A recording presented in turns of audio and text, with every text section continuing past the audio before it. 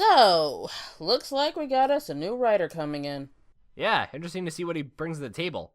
So, was Neil D'Souza written in the past? Well, the name sounds familiar. Familiar as in it makes my stomach hurt. But whatever, we have a more prominent issue.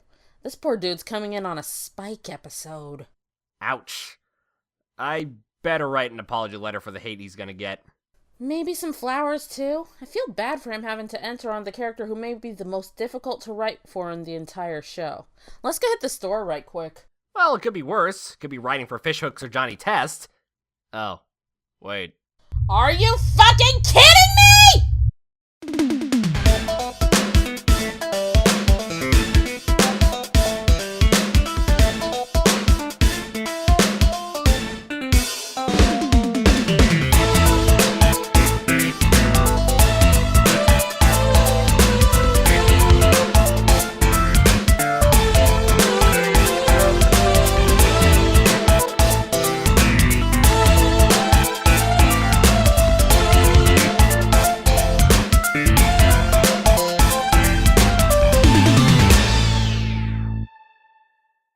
Howdy hi, every people and every pony. Eliora and special guest fast-talking Green Horse here. Really? And we're here to talk about the first bad episode of Season 5, Princess Spike. You sure? I thought it was actually a pretty good episode. Heck, by the end of the season, I may call it underrated. You be silent! It was evil! Please don't hurt me! Oh, no glass shattering this time. It was one time, man. Let it go. Hey! Well, okay, I can see why this sort of leaves a bad taste in your mouth. New writer, worked on a critically panned show, and he's given a Spike episode. But compared to all the other Spike episodes, it's actually not that bad. Beg pardon? After we had Inspiration Manifestation and Equestria games last season? Those were good Spike episodes. This one goes right back to the molden days of All's Well That Ends Well and Spike at Your Service. Oh, come on, this is nowhere near as horrendous as those. In fact, if I had to place it, I'd probably put it above Secret of My Excess and below Equestria games. Let's go through the episode to see what I'm talking about. Even though we're on my channel, you want to do it your format? Okay, sure, I ain't got a format. Let's do this Lives with Halloween Horse. 1, his name is Horoscore. 2, shut up. This episode starts off in Canterlot at the Grand Equestria Pony Summit, where we see a multitude of ponies, and one griffin, attend to basically act as Equestria's version of the UN. I do wonder where Katie Cook and Andy Price's OCs are representing, though.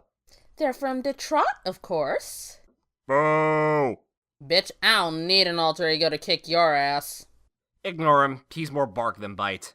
That's not what your waifu said. Anyway, the summit was organized, of course, by our own Twilight Sparkle. More like Twilight Sleepless. Holy crap, she looks exhausted, even for her. This is concerning to say the least. Does no pony helper put shit together? What's Spike been doing? Number one assistant does what? Well, apparently he's the liaison for the convention. If there's a concern, he's the dragon to come to. If only the attendees actually cared for the liaison instead of the princesses. But no, everything has to come from the princesses directly, which leads to this. Need a quick nap. Napkin! Tell the delicate sound. Do you even know how bad it has to be to make someone that exhausted? It's bad enough that Cadence has to order Spike to keep people from disturbing her. Though that could easily also be due to Twi's own tendency to overwork herself. I now have sympathy for the BronyCon chairperson. Anyway, Spike is on guard duty, making sure no one disturbs Twilight's rest from birds to construction ponies. Yeah, that's not gonna bite anyone in the flank later. Nah, we could do without a functioning waterman and with top-heavy tree hazards. My only question is, how did Spike not set anything on fire when he sneezed? Still, for all of this, I can at least credit that he's only trying to help Twilight. This is proper execution of childlike naivety. Doing his best, but still making mistakes along the way. What comes after this is what starts to bug me. Our first instance of this is of two ponies coming to bitch at Twi about the scheduling conflict of their speeches, don't you know? Hey, this isn't just about a scheduling conflict. This is about Spike taking the initiative to act on his own, and wow, I started emulating Johnny T for a second. Nice talk there, Brooklyn. Any oozles, I agree that it's good to see Spike take a little initiative. It's just too bad that his first decisions are a little less than perfect. Again, I can forgive some childish naivety. It's when he starts pretending to speak for Twilight altogether that shit starts to fall apart for me. Actually, this is when things start to get interesting, and I mean this in two ways. One is Spike's actions.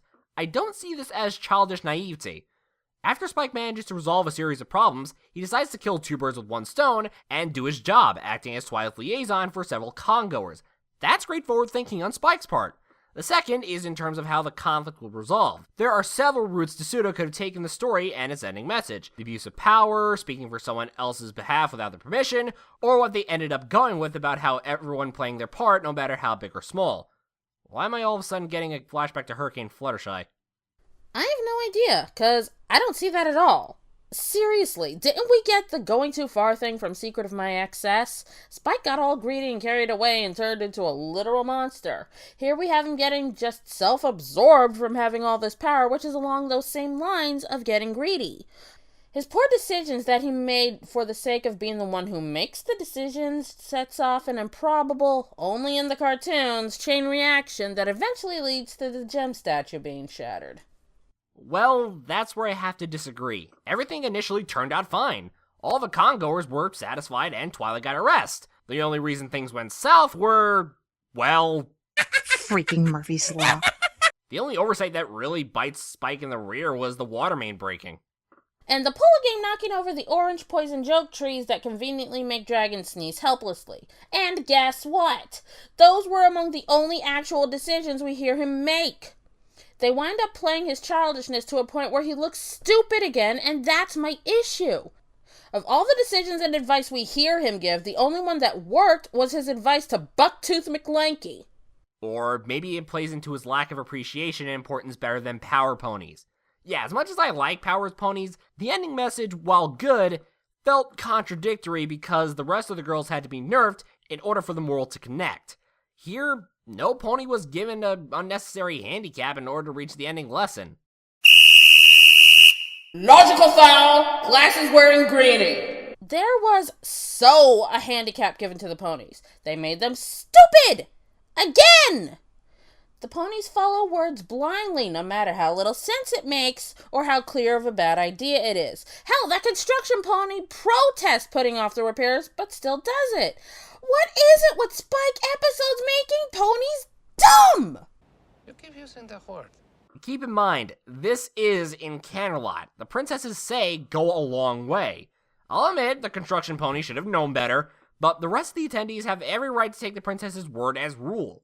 Yet every single one of them was more than willing to come bitch out the princess when shit goes bad. Say it with me, kids. Two-faced! That's not really the delegate's fault. That's just bad timing. Oh, really? I call it lack of self-responsibility. Blindly following what someone else says when it's a bad idea, then making it all their fault when you clearly should have known better to begin with. Well, one, Jet Set was part of that crowd, so that's normal. And two, that's just bandwagon mentality. It happens. But anyways, Cadence manages to catch up to Spike's ego trip, and now we have a huge disaster on our hooves. Spike manages to get rid of the water without damaging the statue until the effing trees manage to make their way in and make him sneeze, causing the statue to fall over and crash, of course. I'll count the sneeze thing as Murphy's Law, but where did these crappin' flowers get concocted anyway? And seriously, Scrollflank, how have you not blown your stack at an orange variant of your favorite pony flower? Well, one, it's explained right in the name, and two, does what it's supposed to do without causing plot holes in the universe. It's a contrivance! A contrivance that's understandable. You talk for a while! I need to go break things! Well, while Ellie's coming down, and hopefully remembering my actual name, let's conclude with the ending message. The mob ends up breaking into Twilight's bedroom, demanding an explanation for the chaos. Spike, initially trying to escape the tower window, a la Rapunzel, comes clean about what happens. He admits he had good intentions until he let the power go to his head. At which point, every pony just forgives him and helps rebuild the bloody statue. Okay, there ain't no way you can tell me that effing ending wasn't rushed. It's like, I was a jerk and wrecked half the con, I'm sorry, and they go, dude, it's all good, bruh. At least it wasn't, Duh, I was too stupid to figure out what the moral was, so I had to have someone explain it to me. fuck Spike at your service. Okay, you have a couple of points, but I just can't like this episode. It takes Spike backwards, making him become the selfish idiot again and just going over the top for his own reasons.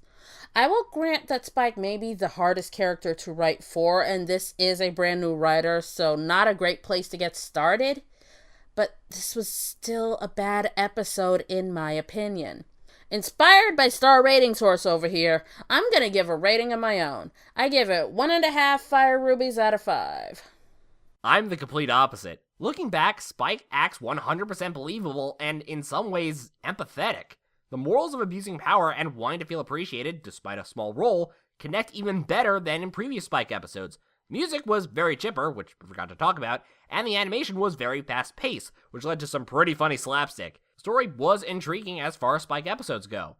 As a result, I know I'm gonna get hurt for this, but I'm giving it my 4-star rating. Now, if you'll excuse me, I'm off to wait in my Ellie-proof bunker until Party Poop airs. Bye!